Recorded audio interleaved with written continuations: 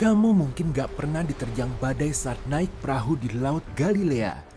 Tapi kamu tahu persis rasanya jam 3 pagi versi kamu sendiri.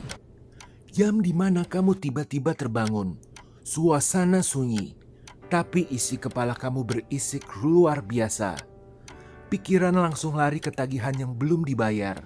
Hubungan yang masih dingin, atau tubuh yang mulai lelah karena terlalu lama dipaksa bertahan. Dan di titik itu, pertanyaanmu bukan lagi, kenapa ini terjadi? Tapi, Tuhan Yesus, di mana Engkau berada sekarang? Banyak orang berpikir kalau kita lagi menghadapi badai hidup, artinya kita lagi dihukum atau keluar dari jalan Tuhan. Tapi yang jarang orang kasih tahu kamu adalah ini. Badai yang lagi kamu hadapi saat ini bisa jadi terjadi justru karena kamu sedang tepat berada di tengah kehendaknya. Di Matius 14 ayat 24 ditulis, perahu murid-muridnya sudah beberapa mil jauhnya dari pantai dan diombang-ambingkan gelombang karena angin sakal. Tahukah kamu, di awal Yesus sendiri yang menyuruh mereka naik ke perahu itu. Yesus tahu badai akan datang, tapi dia tetap menyuruh mereka menyeberang. Lalu, di mana Yesus saat murid-muridnya bertaruh nyawa di jam 3 pagi itu? Ayat selanjutnya bilang, dia ada di atas bukit dan matanya tidak pernah sedetik pun lepas dari perahu itu. Hari ini, kita akan bongkar 3 hal konkret yang harus kita lakukan saat kita merasa ditinggalkan di tengah badai. Pastikan kamu tetap sampai akhir. Karena di poin ketiga nanti, kita akan bahas satu rahasia penting. Kenapa badai yang sama bisa terus berulang di hidup beberapa orang, tapi bisa berhenti total di hidup yang lain. Mari kita mulai. Pertama, amankan perahumu. Matius 14 ayat 24 dan 25. Perahu itu sudah jauh dari darat, dihantam ombak karena angin sakal. Dan jam 3 pagi di tengah badai paling gelap, Yesus datang berjalan di atas air. Dan selanjutnya tercatat, yang murid-murid lihat pertama bukan pertolongan. Yang mereka lihat adalah bayangan asing di tengah gelap. Dan mereka teriak ketakutan, kirain itu hantu. Perhatikan, ini penting. Kadang pertolongan Tuhan datang dalam bentuk yang awalnya bikin kamu makin panik. Sebelum kamu sadar itu justru jawabannya. Tapi Yesus langsung ngomong. Dan ini kalimat yang harus kamu tempel di dinding kepalamu sekarang juga. It is I. Do not be afraid. Tenanglah, aku ini. Jangan takut. Sebelum ngomong soal solusi, soal strategi, soal langkah berikutnya, Yesus akan urus dulu satu hal. Ketenangan. Karena akan selalu ada suara lain yang juga aktif di tengah badaimu. Suara yang bisikin, kamu bakal hancur. Ini nggak akan pernah selesai. Kamu udah terlambat. Itu bukan suara kenyataan. Itu suara intimidasi. Yesus mau amankan mentalmu dulu, agar kamu mau mematikan suara panik itu untuk ambil sikap jeda, supaya kamu bisa dengar suara yang satunya lagi, suara yang bilang, jangan takut. Kuncinya adalah dengan mengatakan ini pada Roh Kudus. Roh Kudus, keadaanku sedang sulit. Hari ini, tunjukkan satu hal kecil yang bisa aku selesaikan. Saat kamu dengan penuh hikmat mengatakan itu pada Roh Kudus untuk mengambil jeda, ketahuilah perahumu sudah jauh lebih aman. Tapi tenang aja belum cukup. Karena ada satu panggilan lagi yang bakal keluar dari mulut Yesus. Dan itu jauh lebih menakutkan dari sekedar duduk diam di dalam perahu. Karena jujur, banyak orang yang berhenti di sini. Mereka udah tenang, udah gak panik lagi. Tapi mereka juga enggak pernah beranjak dari tempat duduknya di dalam perahu. Dan buat sebagian orang, itu justru jadi badai baru yang lebih diam-diam bikin stucknya hidup. Kedua, mulai melangkah. Lalu Petrus, murid yang paling berani dan paling nekat di antara semua murid, ngomong sesuatu yang jarang orang berani ucapin di tengah badai. Tuhan, kalau itu Engkau, suruhlah aku datang kepadamu. Dan Yesus cuma jawab satu kata, datanglah. Perhatikan urutannya. Yesus enggak nunggu badai reda dulu, baru manggil Petrus keluar. Ombak masih tinggi, angin masih kencang, jam masih 3 pagi. Tapi panggilan itu tetap keluar di tengah kondisi yang paling enggak ideal.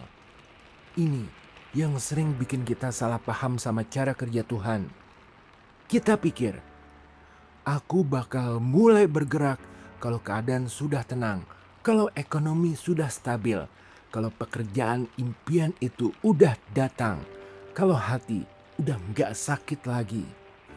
Tapi Petrus harus melangkah keluar dari perahu yang masih goyang sebelum dia bisa ngerasain jalan di atas air.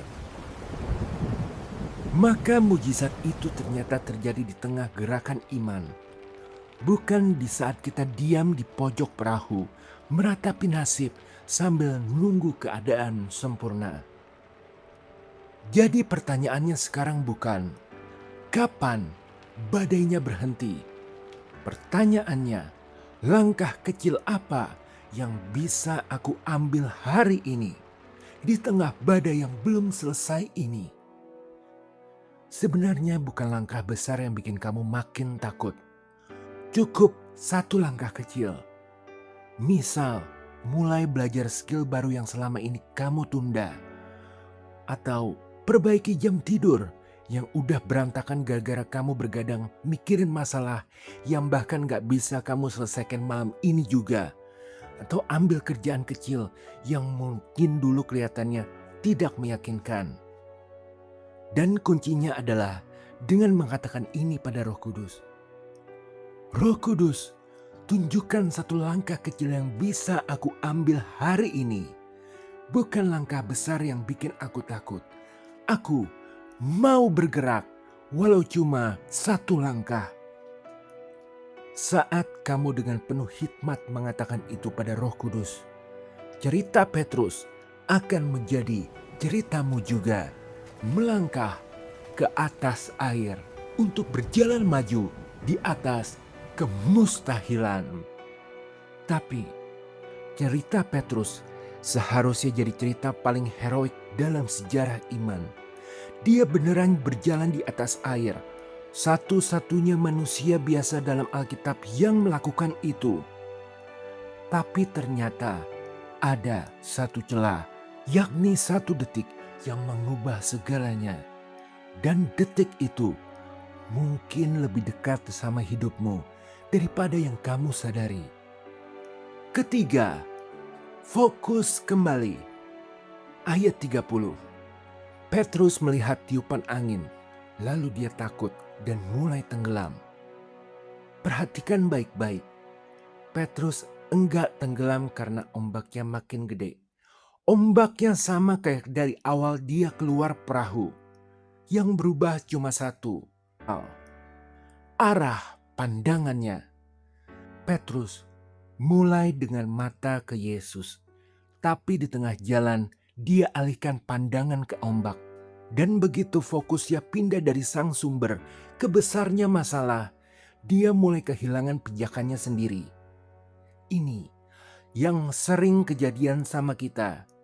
Bukan masalah yang tiba-tiba membesar, tapi fokus kita yang tiba-tiba pindah dari Tuhan yang memanggil aku keluar. Jadi, coba lihat betapa besarnya masalah ini. Tapi lihat apa yang terjadi setelahnya. Ayat 31. Segera Yesus mengulurkan tangannya, memegang Petrus. Nggak ada jeda drama. Nggak ada Yesus nunggu Petrus tenggelam dulu sepenuhnya buat kasih pelajaran. Dan waktu Yesus nanya, "Hai orang yang kurang percaya, mengapa engkau bimbang?" Itu bukan teguran buat mempermalukan. Itu pertanyaan yang dimaksudkan untuk mendewasakan. Ini juga waktunya kamu jujur sama diri sendiri. Kadang badai yang kita hadapi sekarang bukan cuma soal keadaan luar, tapi juga soal pola yang berulang karena kita belum pernah benar-benar belajar dari badai sebelumnya. Kalau krisis ini ada hubungannya sama keputusan impulsif kamu di masa lalu, ini saatnya mengakui, bukan buat menghukum diri, tapi buat mulai berubah arah. Kuncinya adalah dengan mengatakan ini pada Roh Kudus. Roh Kudus, ajari aku mendengar suaramu yang logis di dalam kepalaku dan menjauhi segala suara panik. Aku mau fokus pada apa yang bisa aku kendalikan hari ini. Dan disinilah letak jawabannya juga dari pertanyaan yang tadi kita tunda. Kenapa badai yang sama bisa terus berulang buat satu orang, tapi berhenti total buat orang lain? Bukan karena Tuhan pilih kasih, tapi karena satu golongan terus melatih matanya untuk kembali ke Yesus setiap kali tenggelam, dan golongan yang lain berhenti mencoba setelah tenggelam yang pertama. Maka arahkan selalu pandanganmu ke Yesus. Ambil semangat, misal tetap mau cinta Yesus selamanya. Sekarang badai boleh belum reda, tapi tangan yang mengelurkan pertolongan itu udah lebih dekat dari yang kamu kira. Sebelum kita tutup, saya mau ajak kamu masuk ke satu momen tenang. Ikutin setiap kalimat ini pelan-pelan, dalam hati atau bersuara, terserah kamu.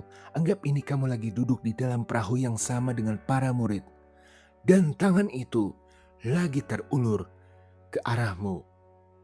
Mari kita berdoa. Tuhan, aku datang bukan dengan perahu yang tenang.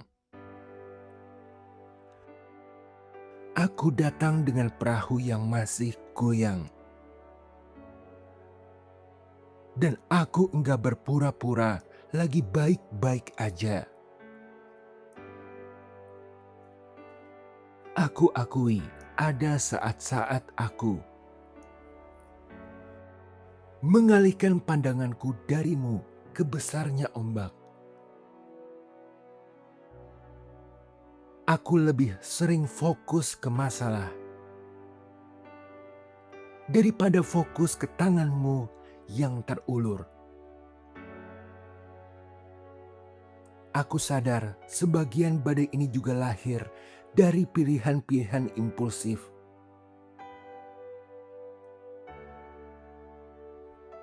Yang pernah aku ambil sendiri. Aku gak mau lari dari itu lagi.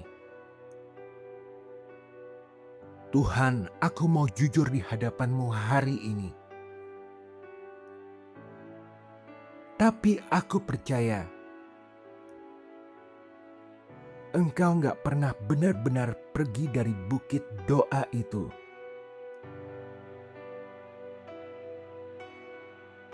Karena aku mau jujur di hadapan-Mu hari ini.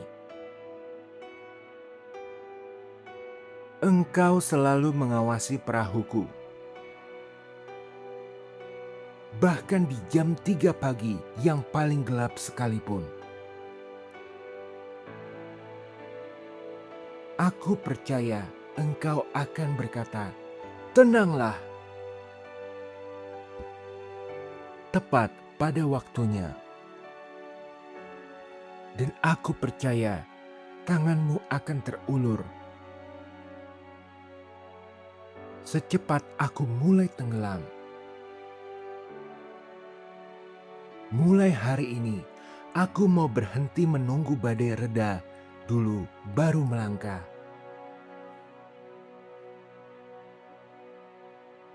Aku mau melangkah keluar dari perahu.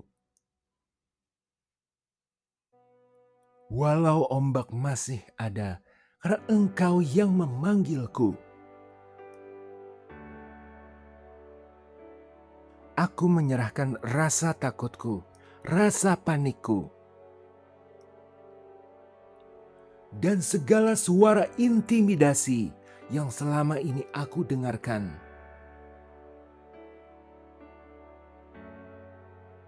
Aku pilih untuk mendengarkan suara-Mu saja. Di atas segala suara lain yang lebih keras. Dan hari ini aku percaya, aku bukan orang yang gampang tenggelam. Aku adalah orang yang dipegang tangannya, dijaga pandangannya, dan dipanggil buat berjalan di atas air. Dalam nama Tuhan Yesus, amin. Yesus enggak pernah duduk santai di surga sambil menghitung-hitung kekuranganmu di bumi. Dia ada di dalam badaimu, sekarang juga memegang tanganmu. Bahkan kalau kamu belum bisa merasakannya. Sebelum kamu lanjut jalani hari ini, coba renungkan 3 hal ini. 1. Pendarahan apa yang harus kamu hentikan hari ini, entah itu dalam finansial atau mental. 2. Satu langkah kecil apa yang bisa kamu ambil sekarang, bukan menunggu keadaan yang sempurna. 3. Kebiasaan impulsif apa yang harus kamu ubah supaya kamu enggak jatuh ke lubang yang sama lagi. Dan jika perlu tulis badai apa yang lagi kamu hadapi sekarang, tulis di kolom komentar. Saya baca satu-satu dan doakan. Sampai ketemu di video berikutnya. Tetap tenang, tetap langkah, tetap fokus ke tangan yang udah terulur ke arahmu. Tuhan Yesus memberkati.